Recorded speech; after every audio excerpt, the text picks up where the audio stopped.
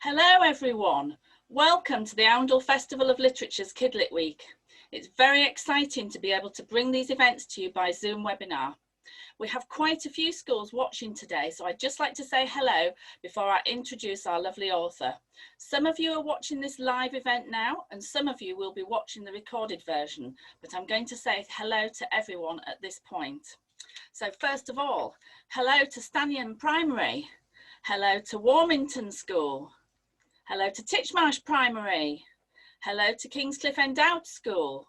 Welcome to Laxton Junior School. Welcome to Polbrook Primary. Welcome to Glapthorne Primary. And lastly, welcome to Oundle Primary. It's great to have you all joining us today. Our wonderful author today is Emma Lazell, and she's a very clever lady. Hello, Emma. The reason I say this is because she's an author and an illustrator, which means that she writes the words in her books and draws the fantastic pictures. Isn't that amazing? She went to an art school in Cambridge and finished her work with a distinction, which is the best mark that you can get. And now she's going to tell us about her amazing books. Welcome to Oundle, Emma. Hello, good morning everyone. I'm absolutely thrilled to be able to join you this morning. So as Helen said, my name is Emma Lazell. I'm an author and an illustrator. I'd like to say firstly, happy World Book Day everybody for Thursday, and also happy Kidlit Week at the Oundle Festival of Literature. I am absolutely thrilled to be able to be here with you, and I believe it's the first children's literature event of the festival this year, so very, very exciting.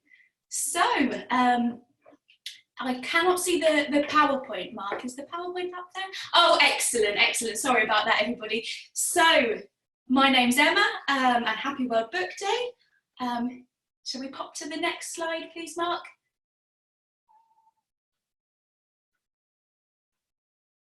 So these are some of the books that I've written. So the first book that I worked on was Big Cat, which came out in 2019, so a few years ago now. And the book I'm going to be talking to you about today is That Dog, and we're going to do some storytelling from that dog as well. I'm also going to talk to you a little bit about what an author does and a little bit about what an illustrator does.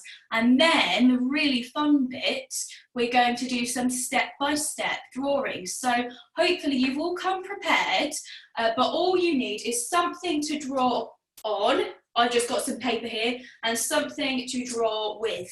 I've got some pens here, so it can be anything, pencil, pen, chalk, absolutely anything. So we're going to do that towards the end, and then we're going to have a little bit of time for questions as well. I believe that lots of you have written in to ask some questions, so Helen and I are going to do a little question and answer session at the end. So also I want to talk to you very briefly about something very exciting. This summer I've got a new book coming out called Georgie Grows a Dragon. You can see that there on your screen. And I can't tell you much about that one yet because it's not in the shops yet, but it will be very soon. So next slide please, Mark.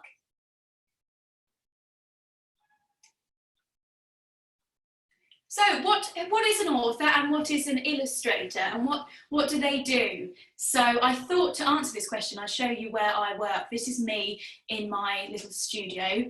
It's usually quite messy with lots of pots of paint, lots of pencils, lots of arty things, and also my two cats who I cannot keep away usually, and they cause lots of chaos, knocking over paint brushes and putting their paws in paint and getting paint on the wall and all sorts.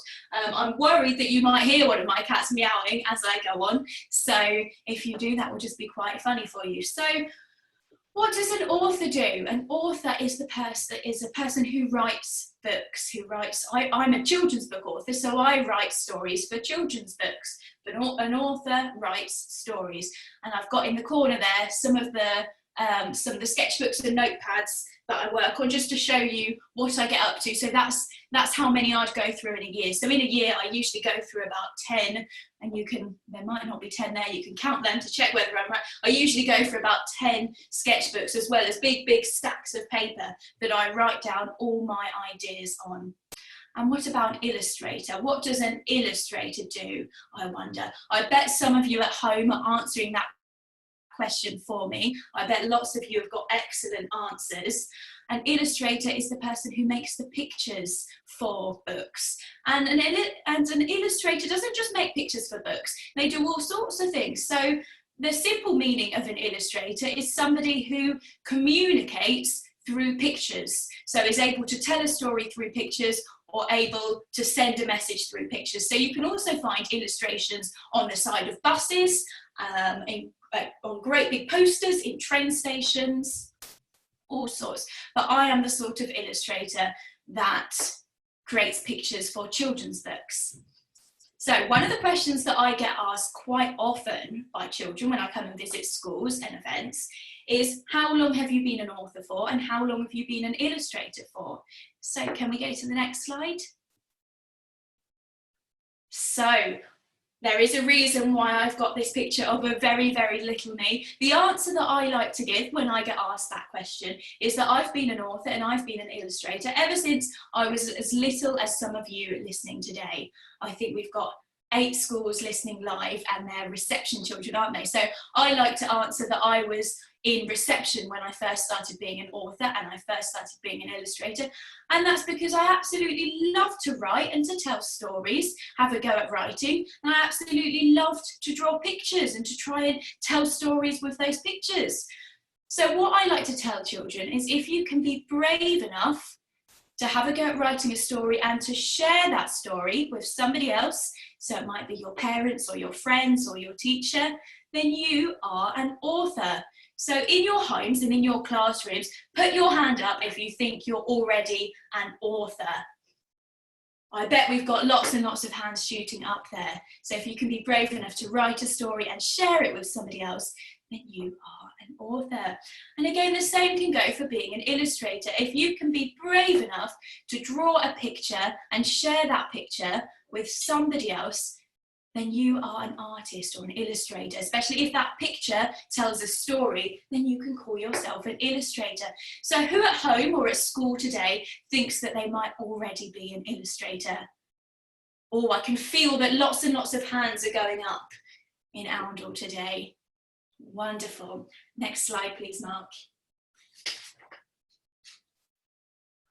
So, as I said, the first book that I wrote that actually found its way into the shops is Big Cat. So before Big Cat, I wrote lots and lots of stories. And as I said, I've been trying to have a go at writing stories since I was as little as all of you. But Big Cat was the first book that found its way into the shops.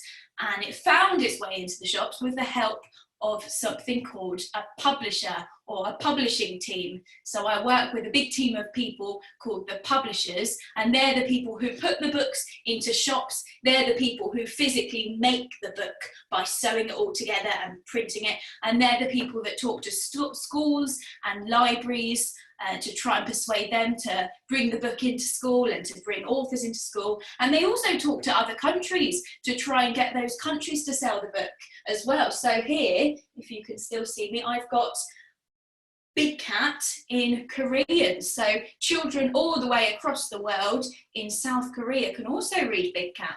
So that's the publisher's job. So next slide, please, Mark. So Big Cat was inspired by my 2 cats, and I did tell you briefly about how naughty my 2 cats were when you saw pictures of them in my workplace. So my cats are called Ruby and Poppy. So in your homes and in your classrooms, pop your hands up if you have cats at home, or if you have any pets at home at all. I can feel that lots of hands have gone up. I can feel that there's lots and lots of children with pets in Oundle. So I have 2. I have Ruby and Poppy. Ruby is the white and brown cat who's very lazy. You can see her in bed. That's not where cats belong, is it? And you can see her stretched out on her blanket. And Poppy is the very naughty one. She's found herself into the dishwasher. And she's in the kitchen on the chopping board when I'm trying to make dinner. That's really not where cats belong, is it? So my 2 cats have lots and lots of character, and it's their character that made me want to write Big Cat. Next slide, please. So Big Cat tells the story of this big, oversized cat Or perhaps we know that Big Cat isn't really a cat, this big, dopey tiger who finds his way into the home of Isabel and her grandma. And little do they know that his tiger parents are actually looking for him. But it's a case of mistaken identity where Isabel and her grandma mistake Big Cat for one of their pet cats. And he makes himself at home, and the story is all about the chaos that they get up to. Next slide. So here's some of the really early drawings that I did for Big Cat, and they didn't find their way into the book. So to be an illustrator, you have to try and try and try again, just like you have to do in your classroom as well when you're doing your work. So these are some of the first sketches that I did, and then I did more and more and more until I was really happy with the story. So at the very beginning, Big Cat told the story of just an oversized pet cat. So this one doesn't look like a tiger, does it? This one looks like a big orange cat. But this cat grew and grew and grew. Next slide. And I had lots of fun. This one's more inspired by my cat Ruby. I had lots of fun thinking about what might happen if a big oversized cat found his way into the home. You can see the cat taking up all the space on the sofa, drinking out of the tap, making a mess in the bath, and causing chaos in the kitchen. And I had lots and lots of fun thinking about the story this way and creating these illustrations. But I soon realised, next slide, that a tiger would be much more fun. And it was from here that the story really took shape.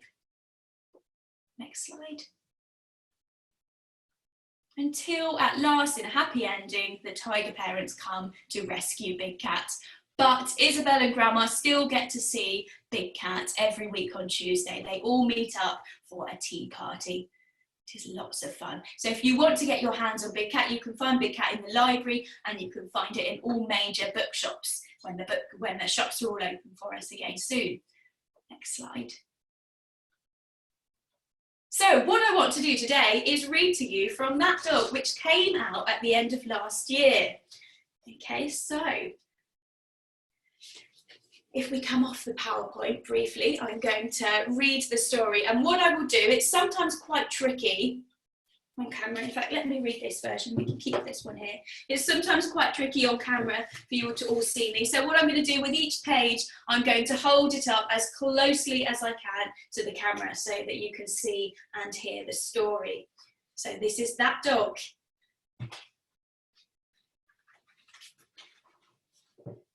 This is Penny, and this is her new assistant, Pat. You can never have too many dogs, smirked Penny. This is Tiny and Woofer and Bingo and Thor and Trixie and, oh, I forget, and I still want more.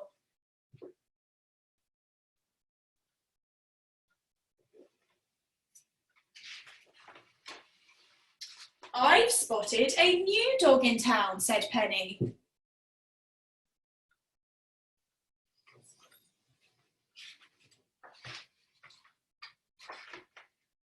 And he's a bit different from the other dogs. He's quick, he's clever, he's a master of disguise, and he's very good at problem solving. That dog is the one I want next.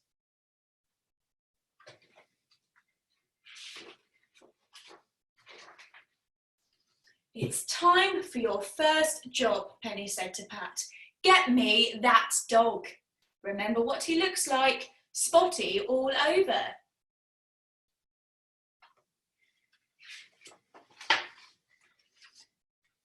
Pat was eager to please. How hard could it be? Spotty all over, spotty all over. Aha, there you are, spotty all over dog.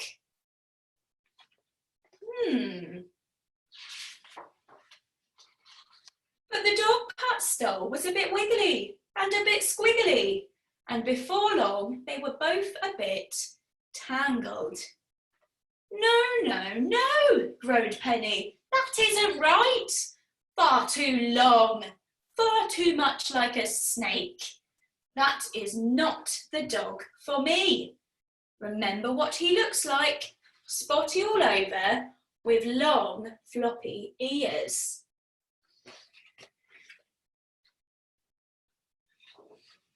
So back Pat went. Spotty all over, long, floppy ears. Aha, there you are, spotty, long-eared dog, grinned Pat.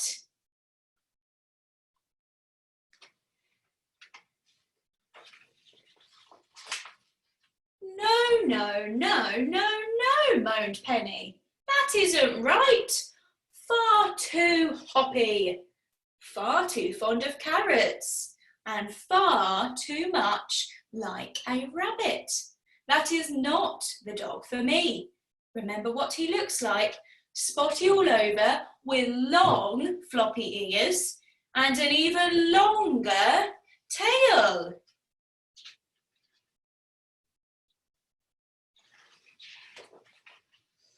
So back Pat went. Spotty all over, long floppy ears, even longer tail.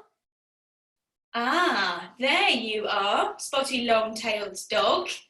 That must be the dog for Penny.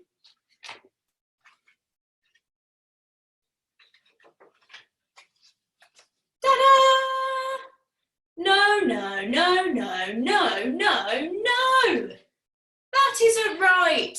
Far too scratchy, far too hissy, and far too much like a cat. That is not the dog for me. For the last time, Pat, the dog I'm after is Ding Dong.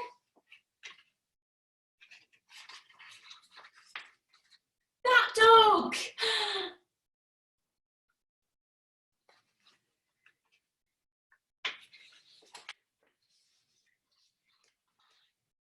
It looks like Penny and Pat won't be getting any more pooches after all, thanks to that very clever dog.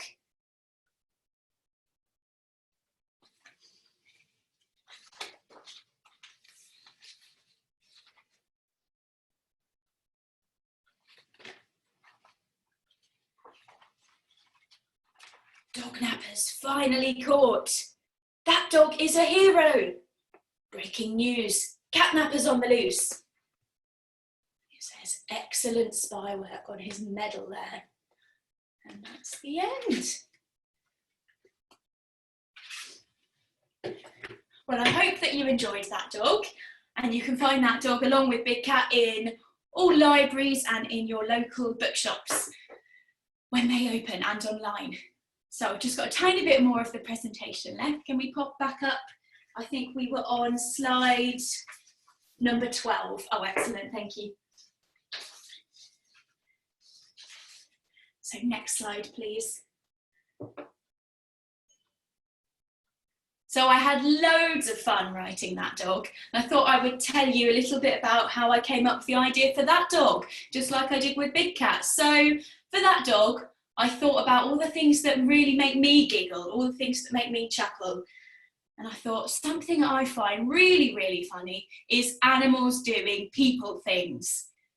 So we can see lots of animals doing things that animals shouldn't be doing. We've got a dog on a swing, a cat on the toilet. We've got, are they guinea pigs or hamsters? Having some squash, and we've got a gorilla on a bicycle. And these things really make me giggle, and I thought, how funny would it be to write a story all about animals doing people things? Next slide. I thought also about what entertains me, what I like to read about and what I like to watch, and things that entertain me. And I thought I really like crime books and spy books. When I was a child, some of my favourite spy or crime programmes and books were Paddington and also Scooby-Doo. Next slide.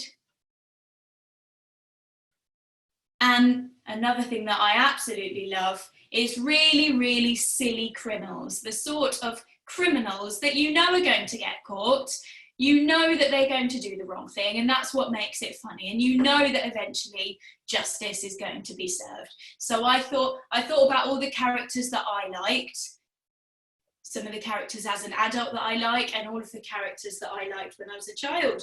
And all of that came together. And I also thought, I've written a cat book, now it's time for a dog book. All of that came together, and that formed the early basis of that dog.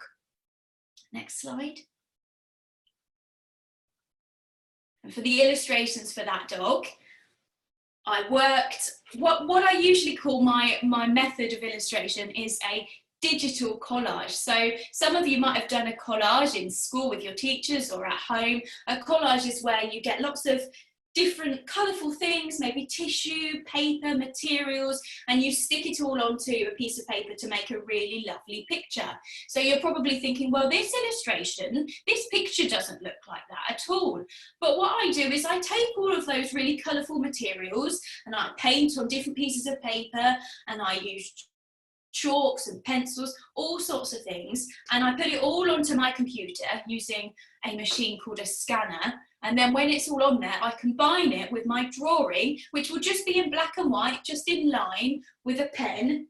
I've got some of the special pens that I use here.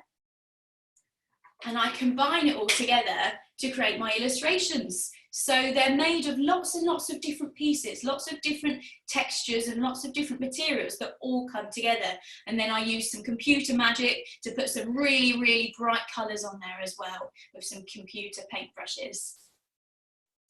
So that's how that dog was made, and there'll be a bit more time to talk about that at the end when we do some questions. So I think we've got one more slide left.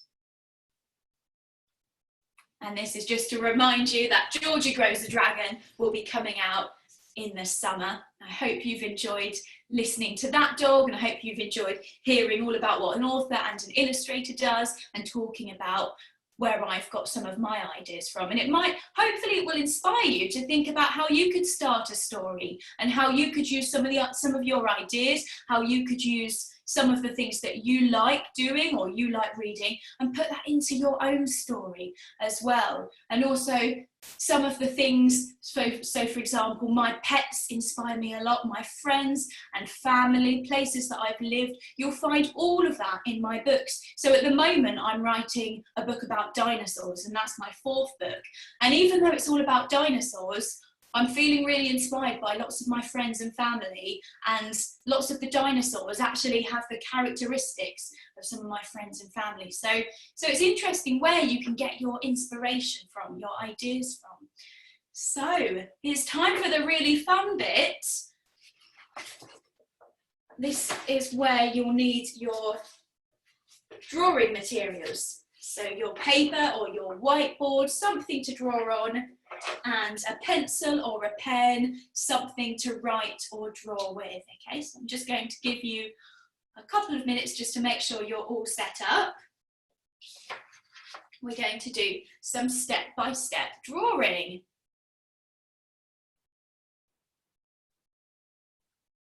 So while you're all getting yourselves ready, what we're going to do, and hopefully let's move this, whoops daisy, let's move this along so we've got lots of space. So hopefully you'll be able to see what I'm doing. But what I'm going to do is I'm going to draw step by step for you. I'm going to draw one step and hold it up nice and close to the camera, just like I did when I was reading that dog, so that you can see what I'm drawing and so that you can follow along. So what I thought would be really fun for us to do today is to learn to draw 2 of the characters. So we're going to learn to draw Big Cat, and then we're going to learn to draw that dog.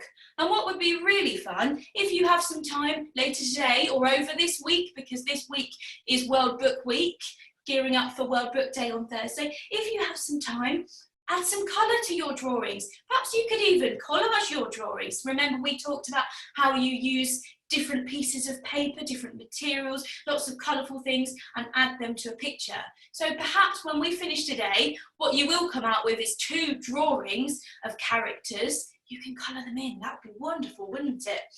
So I think we're all probably ready at home and in the classroom now.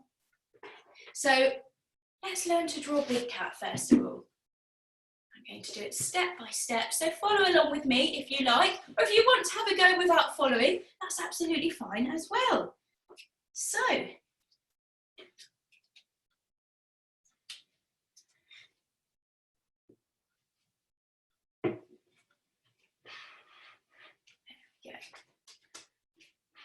now, it's usually much easier to do this, but hopefully we'll be able to see it nice and clearly. So when I'm drawing Big Cat, I start with his two big eyes. Oh no, I've chosen the wrong pen. I want this one. Okay, so we're going to do two big ovals. And what we want to do is try and fill our page with the drawing. So not a tiny weeny drawing in the corner. We want to try and fill our page as much as we can. So starting with two eyes, and I've just got two ovals or two egg shapes, and I've put them in the top half of my page. So there's lots of space. And we will just be learning how to draw Big Cat's face. So we can make it as big as we like. You can make it even bigger than I have. So Big Cat always looks a little bit silly, looks a little bit dopey. I think that's because he knows that he's somewhere where he doesn't belong.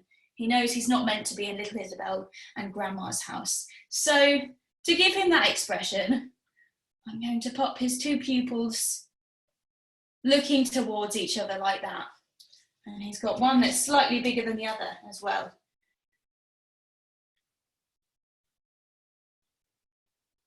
So we should have two eyes. They're starting to look a bit like eyes now, aren't they? We started with two egg shapes and we put the pupils in, the big black dots. And you can put them wherever you like, depending where you put them will show us which way Big Cat's looking. So if we put them both over there, then he'll be looking over that way.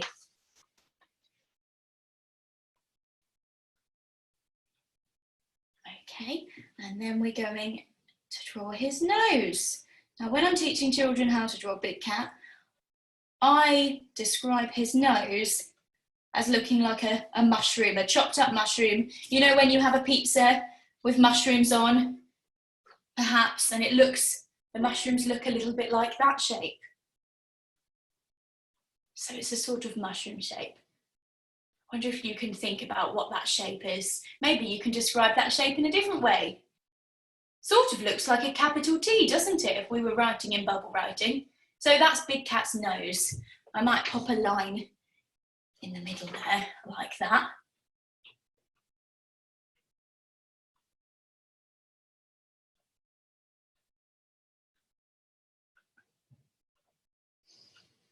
Okay, and while we're catching up, I'm going to draw Big Cat's mouth. This is what really gives him that goofy, dopey expression. So we're going to put our pens at the bottom of the nose. Can you see where I'm putting my pen? Just going to show you. We're going to put our pens at the bottom of Big Cat's nose, just here, and we're going to go down and up, like a hook sort of shape, like the hook at the bottom of an umbrella. Do you see? He's starting to look cat-like already, isn't he? And I wish I could see all the drawings that you're creating, but I'm feeling that there's lots and lots of artists watching today. I'm feeling that some wonderful drawings are in the process of being created. So then put your pens back at the bottom of Big Cat's nose, where we started, because we've just drawn half his smile. So we're going to draw the upper half. So pens at the bottom of his nose, and we're going to come down and up again. And try and make sure they don't come down as far as each other. So can you see that his smile comes down lower here than here? That gives him that sort of wonky, goofy smile that he has. So we've got a lovely big cat face. We're going to draw his ears. So a semicircle with no bottom, just to the side and above where you've drawn his eyes. A semicircle with no bottom, or the shape of a rainbow perhaps.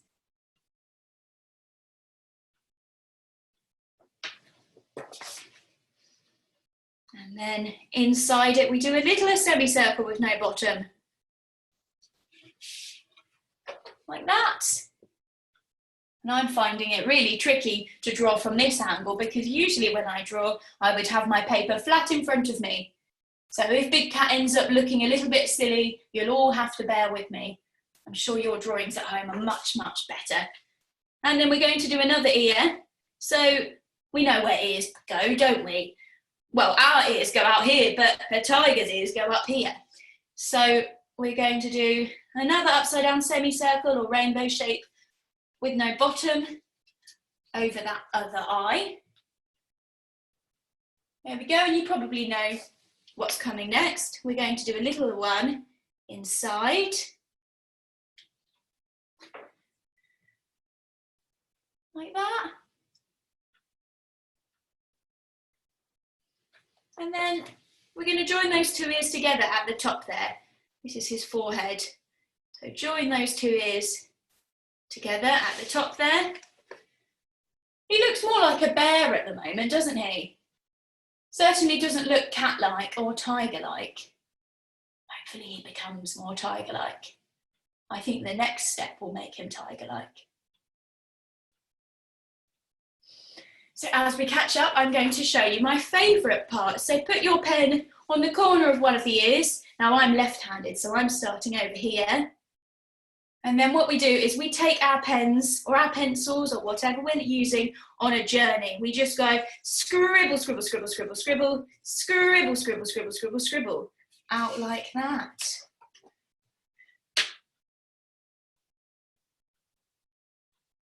Again, he's looking rather odd, my Big Cat, I have to say. I haven't drawn him in a while. It's a few years since this book came out, and it's 3 years since I was creating the illustrations. And it's been a little while since I've been teaching children to draw him as well. So he's looking a little bit silly. I bet your drawings are turning out much better. So we're going to do the same. Take our pen on a journey. So put your pen at the corner of his other ear, the ear that you haven't done anything to yet. And we're going to go scribble, scribble, scribble, scribble, scribble, scribble, all the way down. So we've just got a big cat face and a body. And he looks really silly. Oh dear. So this is what I was telling you when I was doing the presentation, that even though I'm a grown-up and I work as an illustrator, I don't get it right. First of all, I have to do lots and lots and lots of practice, and I have to keep trying. And so usually when I'm drawing a character, especially when I'm creating a character from scratch, I would draw it once and then I'd draw it again, and then I'd draw it from a different angle perhaps, or in different colours, then I'd draw it bigger, and it would usually take me 10 to 20 attempts before I'm actually happy with the character. So we're going to give him some dots on his cheeks. This is where his whiskers come from. They look a bit like freckles, don't they? There we go. Some dots on his cheeks. And I think the reason my big cat's looking rather odd, I haven't given him enough poofiness. I've made him too slim. His fur sticks out much more. You can see in the picture there. So he's got some dots, and then what makes him unique? His stripes. So I've just changed to a thicker pen here because I've got one, but it doesn't matter if you haven't. I'm going to just really roughly add in some stripes. And it looks really good if those stripes are different lengths and different thicknesses. There's one coming off from here. One coming out there.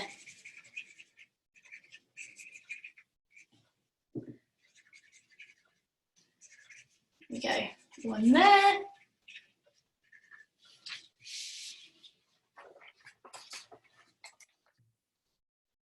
There we go. And then if you look at him closely, he's got an orange stripe going between his eyes.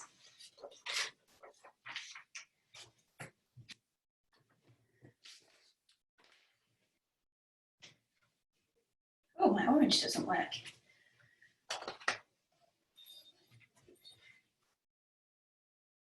So again, if you get a chance to colour later on, you can have a go. You could have a pink big cat, a green big cat, a rainbow big cat. Go absolutely wild. But when you add some colour, he starts to take shape. So he's got orange going down towards his nose, specks of orange coming out at the sides, but then his middle stays white, or it's a sort of creamy colour. Here we go. And then my big cat's got a pink nose, but your big cat could have any coloured nose. Whoops. There we go. So, let's leave that one up there in case we're still going. Shall we have a go at learning to draw that dog? Let's see if I do a better job of that dog.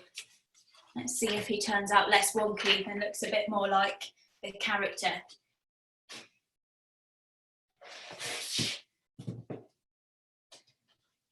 So big cat's stripes make him unique, they make him different. What makes that dog unique? What makes that dog different? He's very, very spotty. So for that dog, we're going to start, and again we want to try and fill our page. This is my page here, you might not be able to see against the white background. So nice and big. We're going to start with a triangle with no bottom, or perhaps better described as an upside down ice cream cone. I think that's a good description for it, an upside down ice cream cone without the bottom bit. So imagine your ice cream's fallen out. That's how we're going to start.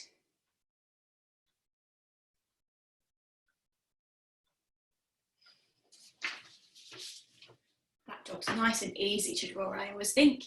So taking our pen to the top, you see my pen's at the point, or pencil or charcoal, whatever you want to use. You might be on the whiteboard, so it might be a whiteboard pen. We're going to come down in a sort of teardrop shape. Now, not all the way down to the bottom. We want to have lots of space left. We're going to come down, and we've given him an ear. Let's just colour that in. He's got, there we go.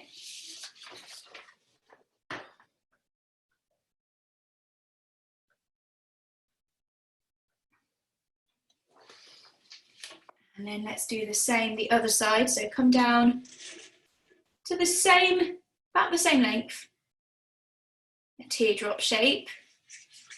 Just give it a quick colour or a quick shade, like that. There's his two ears. I think I'm going to make them a bit longer actually. He has got quite long droopy ears.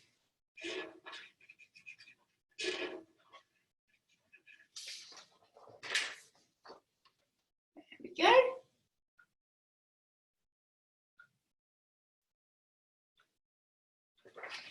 And then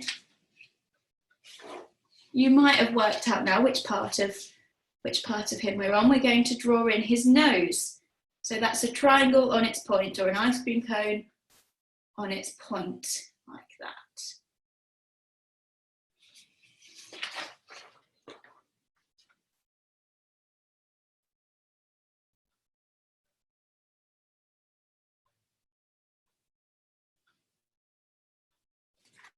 There we go. And let's give him a nose at the bottom. Colour that in.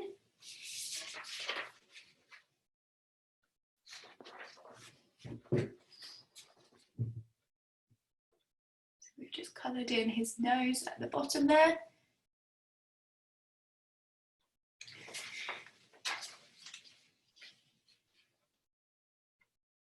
And dogs have whiskers too, you just can't see them.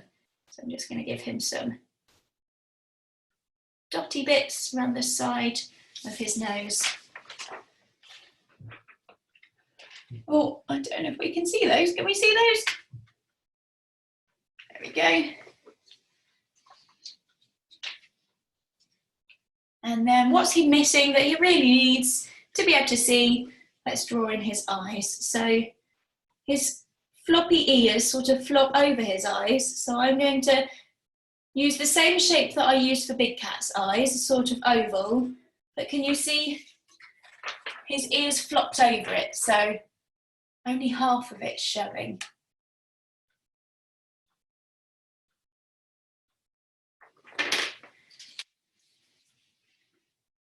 And then another one. Go.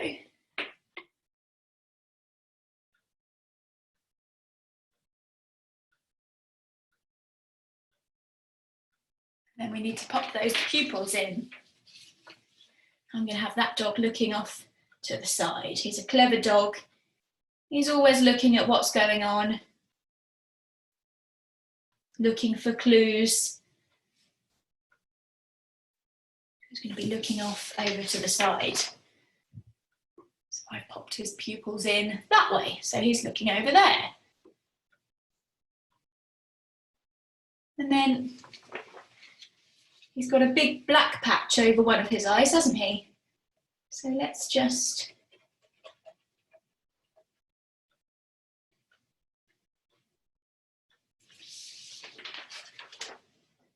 give him some character like that. And then the spots, and they're all different shapes. Big ones and little ones, some that overlap the side. And in fact, what we can do, I think we've got a tiny bit more time before we start on the questions.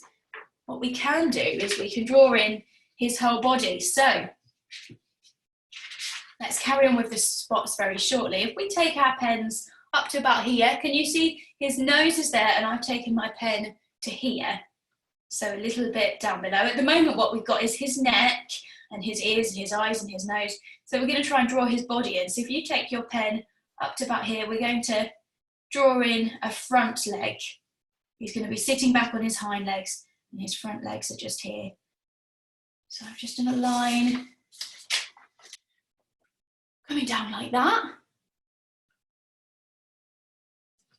So you've started your line a bit below the nose. There we go. I'm going to come out from that line like that and draw in his feet. So these are his front two legs that we're drawing in at the moment. He's going to be sitting back on his hind legs. So we'll see how to draw those in a minute. So I've come out from that line and then I'm going to go round like that. We're about to start drawing in a foot. And this will all make sense once we've drawn the whole thing. So I'm going to sort of got paws like that. Draw in 3 toes like that.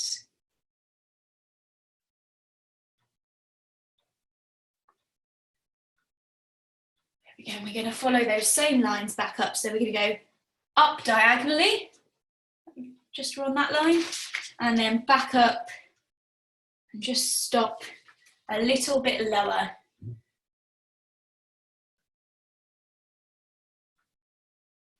So what we want to do now is create another leg. So coming up from here, we're going to go straight down.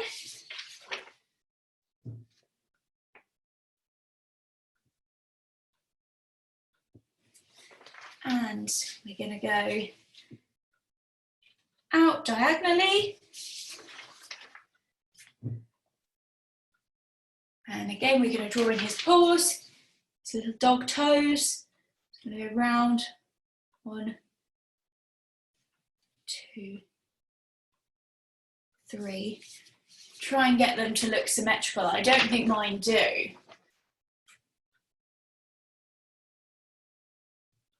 It's very tricky drawing it over to the side like this. Then we're going to go up. So matching those lines that we've already created. And then we're going to go straight back up, and we want to come as high as that other inside line that we've created. Like this. They look like human legs at the moment, don't they? Very, very bizarre. Bet you're all chuckling at home. Like that. And then what we're going to do is draw in his hind legs. So he's sat on his back legs, his hind legs, and they're sort of bent outwards to allow him to be sitting down. So we're going to do a line out like that. So coming from where we had that long neckline, coming out like that. And coming back in, not quite as far. And then drawing some feet, so let's go outwards.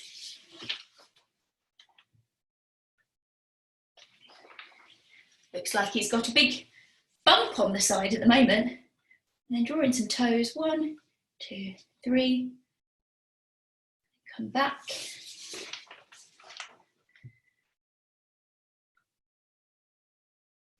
There we go. And then sort of line up like that. And a line.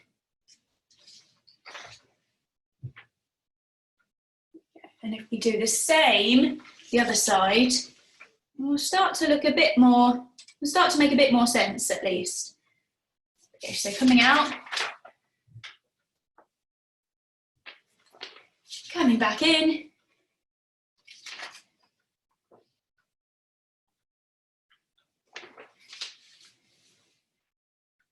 Outwards again, just draw this line. And then you probably know what you're doing by now. 3 little toes, 1, 2, 3. Oh.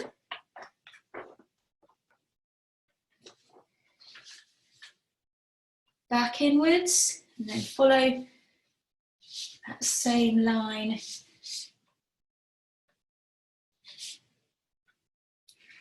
That you've drawn before, like that. So the whole thing is joined up, and then a little line in the middle to show where he's bending his knees. And then let's cover the whole thing in spots. Big ones, little ones.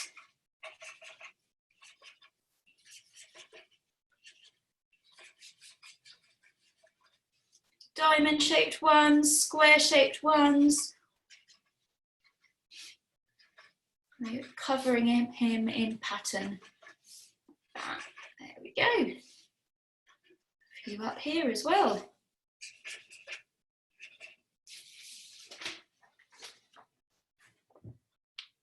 What do you think?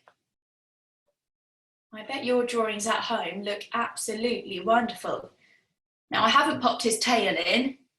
I haven't forgotten, but I think his tail would be coming out from the back of him. So maybe you could turn your piece of paper over and give him a tail if you like. But there we go.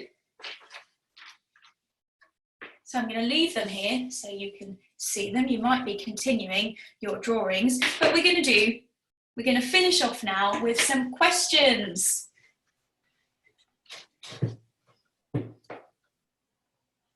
Hello, Emma, that was fantastic. I have to say that I had a little go as well. Would you like to see my big cat? Oh, yes. Oh, excellent. Oh, wow. He's much less wonky than my one. I had lots of difficulty bending over trying to draw from this angle. It's not an angle I'm used to. No, it looked tricky. But yeah, that was fantastic. And if you've done lots of pictures at your schools, please do send copies to me and I'll forward them on to Emma. And I'd love to put some on our website as well. So please do let me have some copies of your pictures. If you do a display, that would be fantastic. I've had lots of questions sent in from various schools. So we'll do some of those now. We'll start off with a question from Oundle Primary from the Clee class. If you were not an author, what would you like to be and why? If I wasn't an author, what would I like to be? Well, I think I would like to be a teacher, actually. I worked, so before I started writing books, I worked in a school for a few years as a teaching assistant, and I absolutely loved it. I worked with reception children and year one children, so children the same sort of age as all of you watching today. And actually, it was the children I worked with that gave me lots of the ideas for the stories that I went on to write, but I absolutely loved working in school, so I think I'd love to be a teacher if I wasn't writing books. Right, this is a question from Stanium Primary School from Daisy, and she says, do you draw the picture first or do you write the words first when you're doing a book? Oh, excellent question. So that's a tricky one for me to answer because it sort of differs for each book, and I would say it's sort of a process that happens at the same time, really. So the very first step for me is to come up with the characters, and as I've said, I draw the character loads and loads and loads of times before I'm really happy with the character. So usually first step is I might have drawn a character, but that doesn't mean I've drawn the whole illustration, the whole picture that will find its way into the book. And then once I've got that character that I love, I'll start thinking about the story, and perhaps I'll write some words. So I might think about what that character might say. I might write some words to set the scene, and then I might do a bit more drawing. So I might perhaps think about where that character lives, or what that character likes to do, or who that character lives with, and draw all of those things. And they won't necessarily find their way into the book, but that helps me to create ideas, and then I'll go back to writing again. So very much at the same time. Right, we've got a question from Titchmarsh Primary School now. What was your favourite book when you were a little girl? Oh, I love it. I love talking about some of my favourite books. So you probably might have guessed, actually, from looking at Big Cat, my all-time favourite book still is today is The Tiger Who Came to Tea. And there is a little tribute to The Tiger Who Came to Tea in Big Cat. So on this page, we have got the tiger, my tiger, Big Cat, reading The Tiger Who Came for Dinner, and little Isabel there reading The Humans Who Came for Tea. So I wanted to put in a little tribute to my favourite book. That's lovely. We had lots of fun doing this. My publisher actually worked with Judith Kerr, who is the author and illustrator of The Tiger Who Came to Tea. So he suggested that we put a little tribute in there, make it really fun. Right, we've got a question now from Mia from Kingscliff School. She says, where do you like to write your books? Is it in the garden? Is it in the house? Where do you do it? Oh, well, if it's really sunny, then absolutely it's lovely to be out in the garden doing a bit of writing. But usually I'm right here, I'm in my studio at the moment. I showed you a few pictures of that at the beginning. So usually I'm sat at my desk, I've got masses of books around me to help give me some inspiration. I've usually got my 2 cats wandering around causing chaos. So that's where I do most of my writing. But if it's a really nice day, I do try and get out into the garden, or I try and go to a cafe and get some ideas by writing out and about. Okay, we've got another question from Andal Primary from Rothco class. Which is your favourite book that you have written and why? Oh, that one's a hard one to answer. I think it would have to be Big Cat, because that's the first one that sort of started my journey as an author. And there's lots of things in Big Cat that are really special to me. So, for example, when Big Cat and Isabel, let's find it, where is it? When Big Cat and Isabel visit the town and go for a walk, I've actually named all of the shops after my mum and my dad and my sister. We've got Carlia's cakes, Izzy's ices, and Debbie's hats here. So it's got lots and lots of special elements that are hidden in there. You wouldn't notice it if I didn't tell you, but that make it really special to me. So I think it would have to be Big Cat. But then each time I work on a new book, I get really excited about that one, and that becomes my favourite. So at the moment I'm writing about dinosaurs, and I'm having a whale of a time with that one. So the answer could change. Another interesting question from Kingscliff School. Is anybody else in your family an author? No, they're not. So my mum and dad were both teachers, and my sister's a psychologist. So very different. But when I went to university to study children's book illustration, I met lots of other illustrators and authors there who've now gone on to write lots of books. So I've got lots of sort of friends who are writing books and illustrating. And there's one slightly worried question from August at Kingscliff, and they're asking, did Emma's dog get stolen? Well, I don't have a dog actually, no. so no, that was completely fictional. The story that didn't sort of come from anything that had happened to me. My husband's family have 2 dogs, and they inspired some of the dogs. When you see at the end of that dog, you see the dogs all having a party when they return to their owners. So lots of the other dogs in there were inspired by dogs that I know, but I don't have any dogs myself, and they certainly didn't get stolen, luckily. Good. Another question from Titchmarsh. How long did it take you to write the dog book, and does it make your hand ache? Because some books are very long. Oh, it does actually. It does. If I have a really long day, what actually makes my hand ache more is when I'm drawing. So when I'm writing, I'm usually writing on the computer, so I'm typing, and that's fine. But if I've been drawing for a long day, I will get a very achy hand, and I'll end up with pencil and ink all the way up my arm. But that dog took. It probably took about 6 months to come together. So for the illustrations and the words to all be finished, but the whole process of the very beginning of that dog until it's found in bookshops usually takes at least a year, if not longer, because then there's lots of work that goes on behind the scenes once I finish the book as well, before that book can go and find its way into shops and libraries and schools. Yeah. And we have a question from Ruben from Kingscliff saying, is the dog a Dalmatian? Oh, good question. I often get asked that one actually. So he's not a Dalmatian, but what he is, I wanted, because he's a bit different, isn't he? The whole point of the story is that dog is a little bit different from all the other dogs. So I wanted to sort of make up a character completely from scratch. So I looked at lots and lots of different dog breeds. So there's definitely Dalmatian in him, but then there's some other types of dogs in him, like those long floppy ears that come from a spaniel. And I wonder if when you're looking at him, you might think about some other dog breeds that perhaps have inspired his character to come together. Another question from Kingscliff. Do you know what your characters will look like in your head as you were writing the book? Do you draw a picture and establish the character's personality before you start writing? Oh, what an excellent question.